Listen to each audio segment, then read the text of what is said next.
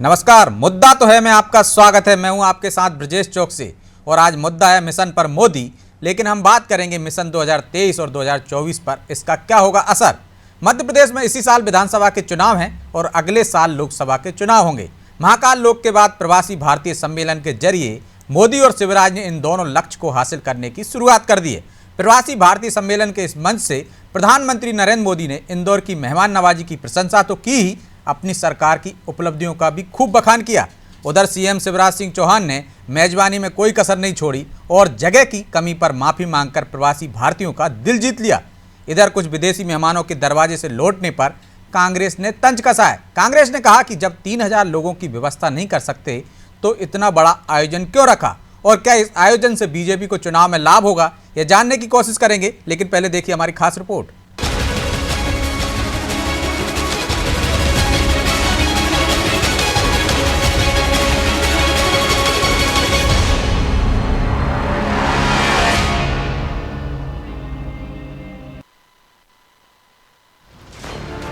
मध्य प्रदेश की धरती पर प्रवासी भारतीय सम्मेलन के शुभारंभ में पहुंचे प्रधानमंत्री नरेंद्र मोदी ने इंदौर की भूरी भूरी प्रशंसा की और ये प्रशंसा शिवराज का कद बढ़ाने के लिए काफी है।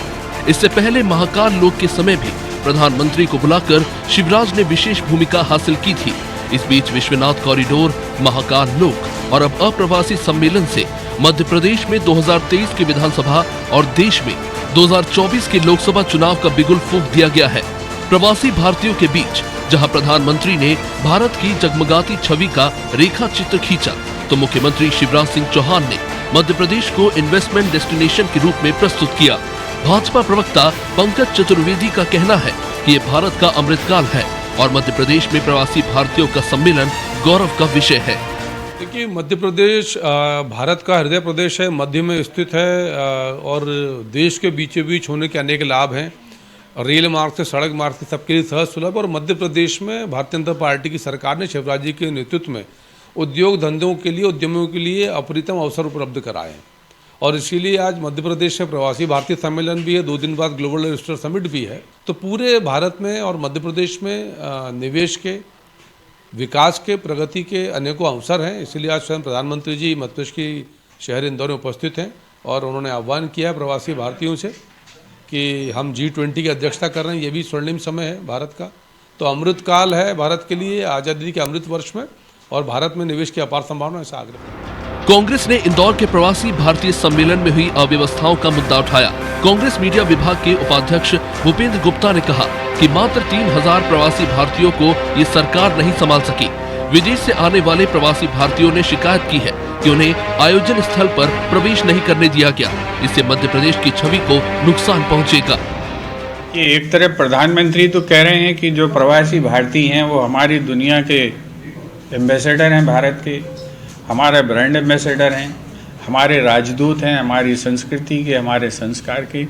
और दूसरी तरफ जो प्रवासी भारतीयों का जमाइका से जो डेलीगेशन आया है वो ये कह रहा है कि 3000 लोगों को भी ये सरकार संभाल नहीं सकती, तो इतना बड़ा दुनिया का तमाशा क्यों किया जा रहा है। ये इस पर विचार किया जाना चाहिए। जिन अधिकारियों द्वारा, जो व्यवस्था करने वाले लोगों द्वारा त्रुटियां हुई हैं उनको जो है तत्काल दंडित किया जाना चाहिए। तब जाके मध्य प्रदेश की छवि बिखरेगी। नहीं तो मध्य प्रदेश की छवि को तो तार तार कर दिया गया है इस छोटे से कार्यक्रम से। व्यवस्थाओं का मुद्दा तो हर कार्यक्रम में उठता ही है, लेकिन प्रवासी भारतीय सम्मेलन की उपलब्धि भाजपा के लिए महत्वपूर्ण है। चुनावी वर्ष में शिवराज कोई कसर नहीं रखना चाहते, इसलिए उन्होंने कहा है कि देश के दिल का दिल भी बहुत बड़ा है।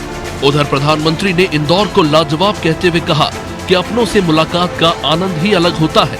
निश्चित रूप से ये आनंद उस वक्त और बढ़ेगा जब 2 दिन बाद इन्वेस्टर समिट में कुछ ऐसे समझौते होंगे जिनसे मध्य प्रदेश में जमीन पर भी निवेश दिखने लगेगा।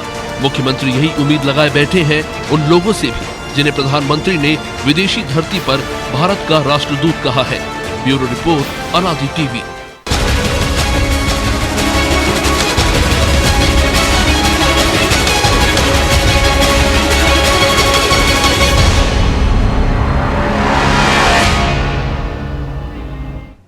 तो इस मुद्दे पर चर्चा के लिए हमारे साथ जुड़ गए हैं गोविंद मालू, बीजेपी नेता हैं, कमलेश खातरकर, प्रवक्ता हैं कांग्रेस के, और कीर्ति राणा, बड़े पत्रकार। तीनों मेहमानों का बहुत बहुत स्वागत है। मालू जी, शुरुआत आप ही से करते हैं। खूब स्वागत सत्कार किया आपने, लेकिन कुछ तो कमी छोड़ दी होगी। जो कांग्रेस कह रही है कि प्रदेश की छवि तार तार करवा दिया आपने, 3000 लोगों तक का इंतजाम नहीं कर सके और मेहमानों को लौटना पड़ा दरवाजे से।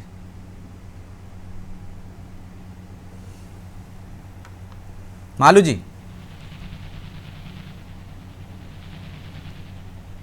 मालू जी, आपकी आवाज़ नहीं आ रही। मालू जी, लगता है आपकी तरफ से म्यूट है। मालू जी, आप मुझे सुन पा रहे हैं? मालू जी, मालू जी, आप मुझे सुन पा रहे हैं? जी मालू जी,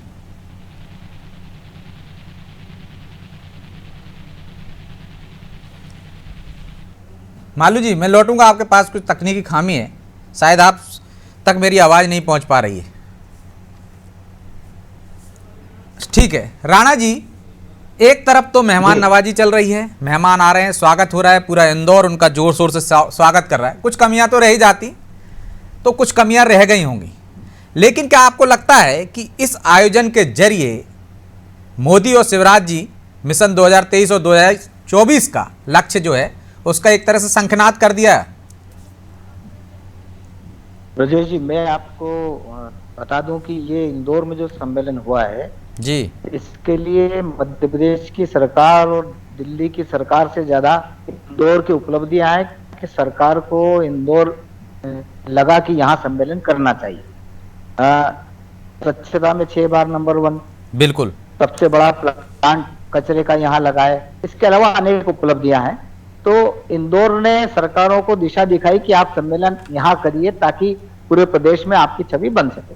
अब जो प्रश्न आपने मालू जी से पूछा था उसके बारे में मैं बता दूं आपको।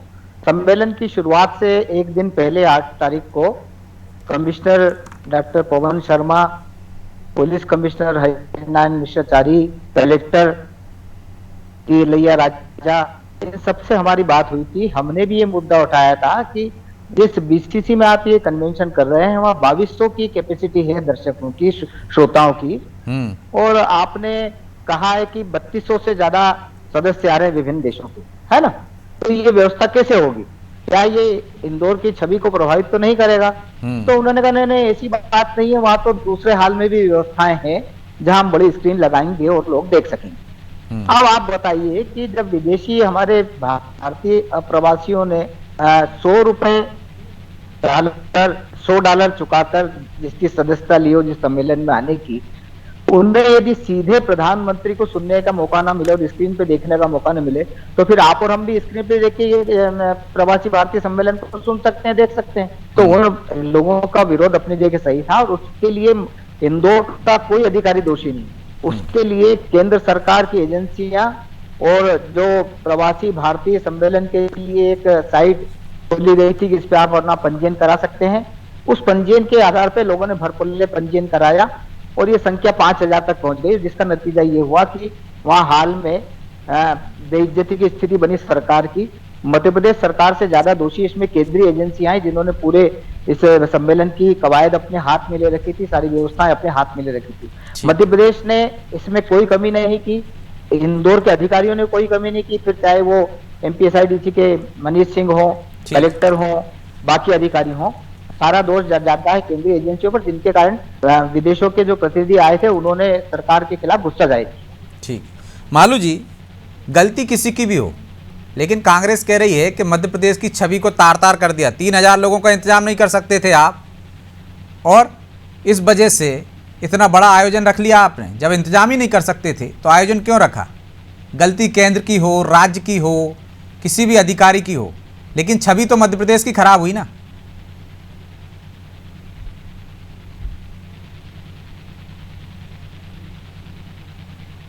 मालू जी,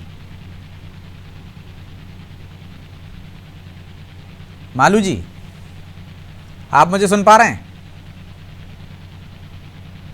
आपका प्रश्न इतना तीखा है कि वो शायद म्यूट में ही जवाब है। नहीं, कुछ तकनीकी खामियां भी आ जाती हैं, कई बार ऐसा हो जाता है। मालू जी, जी मालू जी बोलिए।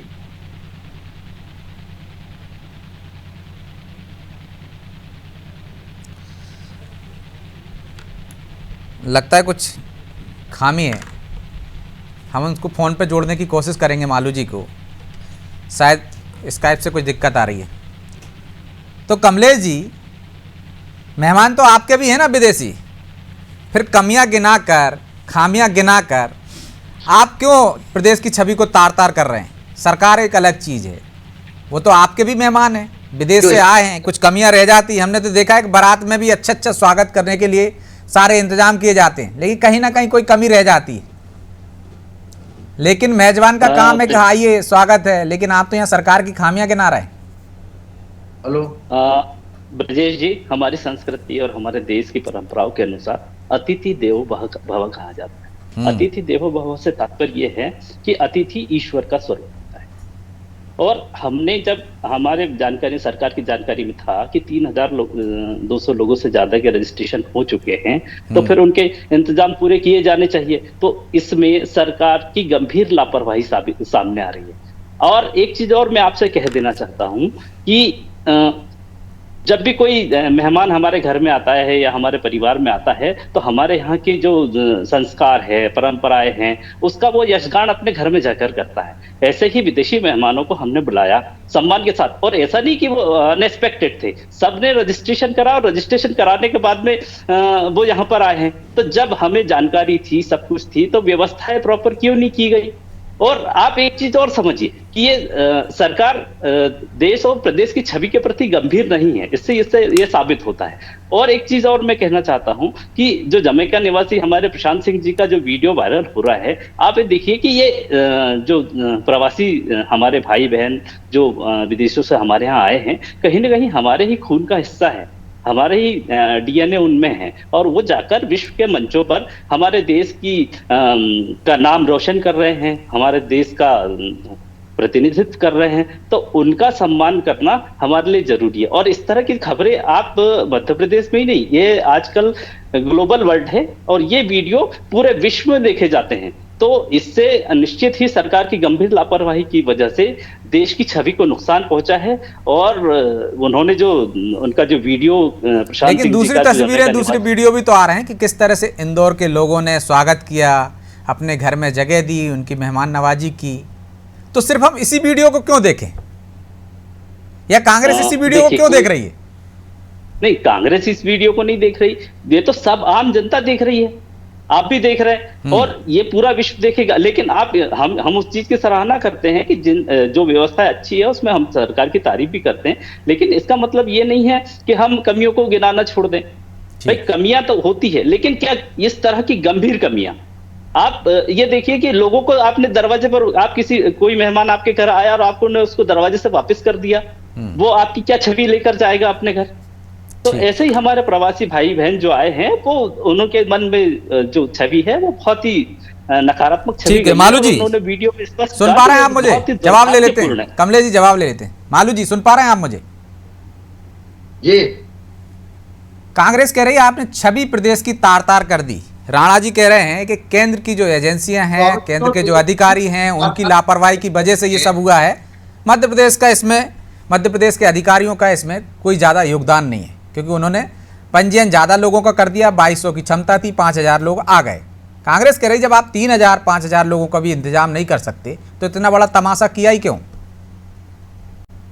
देखिए, कांग्रेस को हमेशा नकारात्मक बातें ढूंढने में मजा आता है।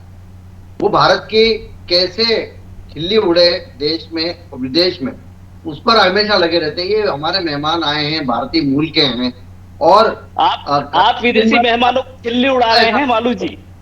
सरकार विदेशी मेहमानों की खिल्ली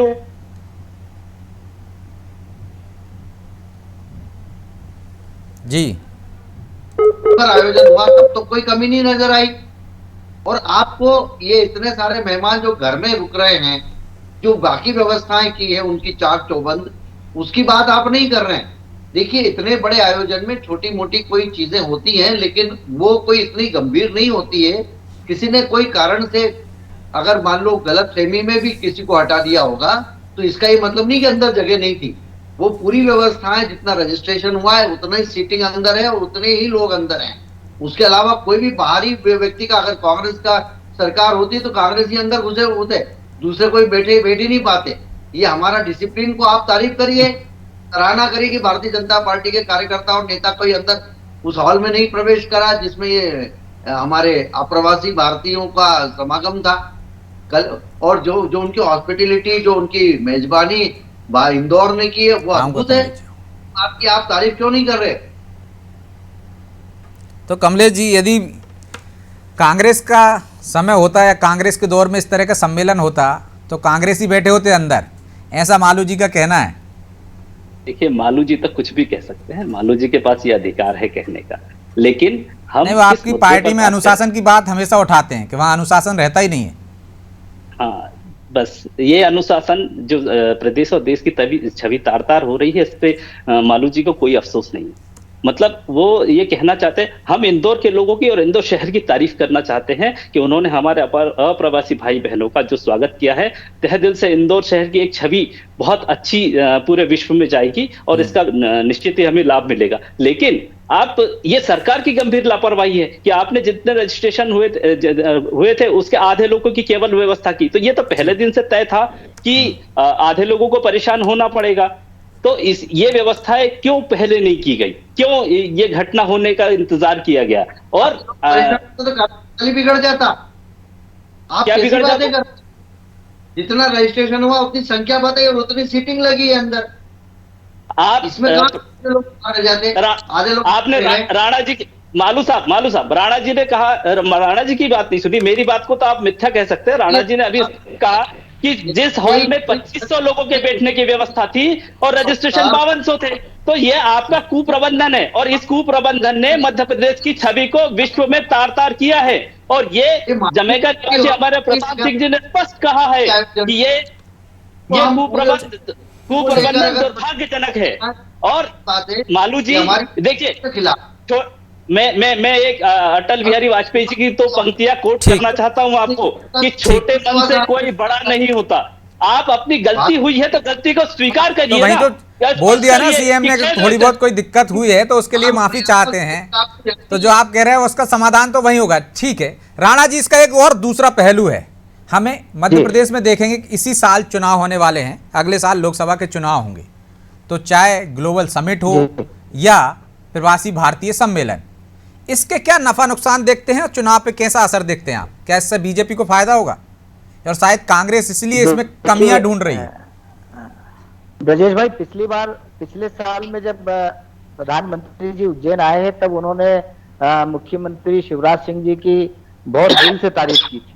लेकिन इस बार जब प्रवासी भारतीय सम्मेलन के मंच पर उन्होंने संबोधित किया तो वो इंदौर के ब्रांड एम्बेसडर के रूप में संबोधित कर रहे थे। इंदौर का पोहा उन्होंने याद किया, इंदौर की कचौरी उन्होंने याद की, इंदौर के साबूदाने की खिचड़ी उन्होंने याद की, इंदौर की शिकंजी उन्होंने याद की, इंदौर वासियों का प्रेम याद किया। और पता नहीं वो मुख्यमंत्री की तो हॉस्पिटैलिटी को कैसे भूल गए, ये मेरे समझ नहीं आया। पहले दूसरी चीज, जहां तक इस साल जो चुनाव होने वाले विधानसभा के, उसमें इस सम्मेलन का क्या असर पड़ेगा? तो मेरा ऐसा मानना है कि जितने हमारे प्रवासी भारतीय आए थे उनमें कोई किसी का चाचा था, कोई फूफा था, कोई ताऊ था, कोई मासी थी, कोई चाची थी। ये सब पहले भी अपने परिवारों के यहाँ मिलने आते रहे, पर उनको खुद को पहली बार ताजुब हुआ होगा कि उस इंदौर ने उनके लिए इस तरह से पलक पावड़े बिछाए। इंदौर के स्वागत सत्कार ने इन लोगों का दिल जीत लिया, बहुत बड़ी अच्छी बात है। लेकिन क्या प्रवासी भारतीयों के यहाँ इंदौर आने से मध्य प्रदेश की सरकार को इसका फायदा मिलेगा?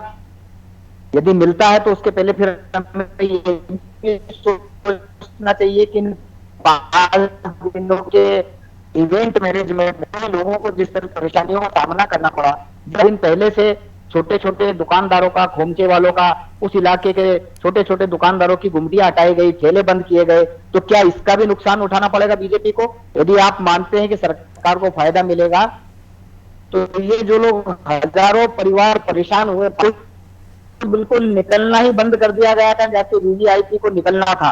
लेकिन लड़ाई जब इस तरह का आयोजन होगा तो किसी ना किसी को तो हटाना ही पड़ेगा व्यवस्था बनाने के लिए, नहीं तो और ज्यादा व्यवस्था खराब हो जाती। और इसके बाद जो ग्लोबल समिट होगी तो उससे तो प्रदेश का भला ही होगा ना, तो उसका भी फर्क नहीं पड़ेगा क्या चुनाव पर? मैं ब्रजेश जी आपसे सहमत हूं, पर क्योंकि आपने कहा था कि बीजेपी को इसका फायदा मिलेगा, मिलेगा फायदा, यही फायदा मिलता है तो। लेकिन क्या इस फायदे के साथ में जो आम आदमी के, गरीब वर्ग का जो दिल दुखा है उसका कितना फायदा मिलेगा बीजेपी को, इस पर भी विचार किया जाना चाहिए। ठीक है मालू जी, फायदा तो देखिए, मिलेगा ही चुनाव में, क्योंकि प्रवासियों का आपने स्वागत किया, लेकिन कुछ लोग नाराज भी हुए हैं। ग्लोबल समिट आएगी तो उसका क्या, चुनावी साल है, इस वजह से दोनों आयोजन एक साथ कर लिए कि फायदा उठा लिया जाए।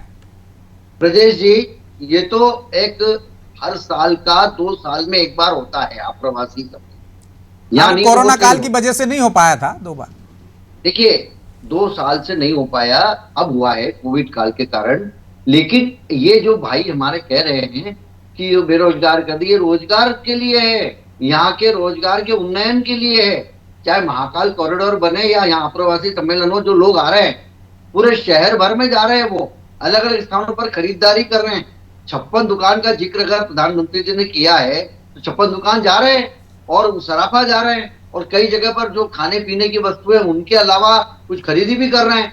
ये कह रहे हैं वो गुमटी हटा दी। अरे भाई, सुरक्षा के कारणों के कारण कई जगह पर व्यवस्थाएं करना पड़ती है, और ऐसा नहीं किसी को हटाया है। उनको एक वहां पर उसके लिए उनको दूसरी जगह विस्थापित कर दिया फिलहाल। आप वैकल्पिक स्थान पर जाइए, लेकिन बाकी जगह पर जहां पर व्यापार व्यवसाय उन्नत हुआ है, जो व्यापार व्यवसाय चल रहा है, उसके बारे में बात क्यों नहीं कर रहे? पूरे शहर सजा हुआ है, शहर में लोग जा रहे हैं, अच्छा उसको प्रतिसाद मिल रहा है, उनको लग रहा है कि ये शहर 20 साल बाद जो लोग आए, 25 साल बाद आए, उनको लग रहा है कितना बदला हुआ शहर है, कितना साफ सुथरा शहर है, कितने व्यापार की संभावनाएं हैं यहाँ पर। तो जो इनोवेटिव प्रयोग उन्होंने अपने देश में किए हैं, अलग अलग व्यापार व्यवसाय रोजगार की जो वहां पर देखते हैं, वो छवि यहाँ देख रहे हैं कि हम यहाँ आकर यहाँ से वहां निर्यात की संभावना भी बढ़ेगी, और वो लोग खुद भी आकर यहाँ पर व्यापार व्यवसाय करना चाहते हैं। यही तो उद्देश्य है अप्रवासी सम्मेलन का, कि अपने देश में आइए और हमारे यहाँ पर व्यापार व्यवसाय करिए, और यहाँ की जो चीजें हैं वो बाहर भेजिए, जो आपका अनुभव है उसका लाभ लीजिए। तो राजस्व में बढ़ोतरी, व्यापार व्यवसाय में बढ़ोतरी, रोजगार में बढ़ोतरी, यही उपाय। इसीलिए ग्लोबल इन्वेस्टर समिट और अप्रवासी सम्मेलन हुआ है, ताकि अधिक से अधिक लोग इन्वेस्टमेंट के लिए यहाँ पर प्रेरित हों, अलग अलग व्यापार धंधों को एक पंख लगे और वो विदेशों में अपने माल की बिक्री कर। ठीक है कमलेश जी, जब माहौल अच्छा होगा, जिस तरह आपने भी कहा इंदौर ने जबरदस्त स्वागत किया है, तो जो प्रवासी भारतीय हैं वो अपने देश में उद्योग भी लगाएंगे और उद्योगपतियों को प्रेरित भी करेंगे कि आइए मध्य प्रदेश से माहौल बहुत अच्छा है। तो शायद यही एक चीज है जो कांग्रेस को विचलित कर रही है कि कहीं चुनाव में फायदा न मिल जाए बीजेपी को। सर, ये हमारी विश्व स्तर की छवि का मामला है और चुनाव से हटकर हमें इसे देखना चाहिए। और रही बात यह है कि सरकार के कुप्रबंधन की वजह से जो हमारे प्रदेश की बदनामी हुई है, वो उसकी क्षति अपूर्णीय है। और मालू साहब ने इस मुद्दे पर बात करने के अलावा सारे मुद्दों पर बात कर ली। ये वो तो सेकेंडरी विषय है कि उसका हमें कितना लाभ होगा, कितना लाभ नहीं होगा। लेकिन अगर हमने किसी को विश्व में हमारे जो भाई बहन हैं जो अप्रवासी रूप में दूसरे देशों में निवास कर रहे हैं, उन्हें अगर हमने बुलाया है तो हमें उनके तो कमलेश जी, एक छोटी सी खामी रह जाएगी तो बाकी का जो अच्छा है उस पर सब पे पानी फिर गया। केवल 3000 लोगों की व्यवस्थाएं ठीक से नहीं कर पा रहे हैं। ये सरकार की छवि को नुकसान है, हमारे प्रदेश की छवि को पहुंचा है इससे। आप इस चीज को मानिए मालू जी कि ये आपके कुप्रबंधन का प्रमाण, ये देख रहा है कांग्रेस चाहती है कि ये बदनामी 2018 में इस प्रदेश की जनता ने भारतीय जनता पार्टी के कुप्रबंधन होने वाले चुनाव में वो आपको देखने को मिलेगा। और ये आज चलिए, तो समय की भी एक बाध्यता है, इसलिए समय इजाज़त नहीं देता कि हम इस चर्चा को और जारी रख सकें। इसलिए आप तीनों मेहमानों का बहुत बहुत धन्यवाद चर्चा में शामिल होने के लिए। तो प्रवासी भारतीय सम्मेलन में छोटी मोटी खामियां तो हर बड़े आयोजन में हो जाती हैं। उम्मीद है कि जो प्रवासी भारतीय हैं जो आए हैं अपने ही देश में, वो छोटी मोटी गलतियों को भी नज़रअंदाज करेंगे, और जो अभूतपूर्व स्वागत किया है इंदौर ने और इंदौर वासियों ने, निश्चित तौर पर उसका ख्याल रखेंगे और इस तरह से देश को बदनाम तो नहीं करेंगे। उम्मीद है इसका फ़ायदा चुनाव में तो राजनीतिक दलों को मिले ना मिले, लेकिन प्रदेश को फिलहाल तो मिलेगा ही कि उद्योग भी आएंगे और प्रवासी भारतीय जो आए हैं यहाँ की व्यवस्थाएं देखकर शायद और भी उद्योगपतियों को प्रभावित कर सकें और उन्हें मध्य प्रदेश में निवेश के लिए प्रोत्साहित कर सकें। बहरहाल मुद्दा तो है। मैं इतना ही, मुझे दीजिए इजाज़त और आप देखते रहिए अनादि टीवी। नमस्कार।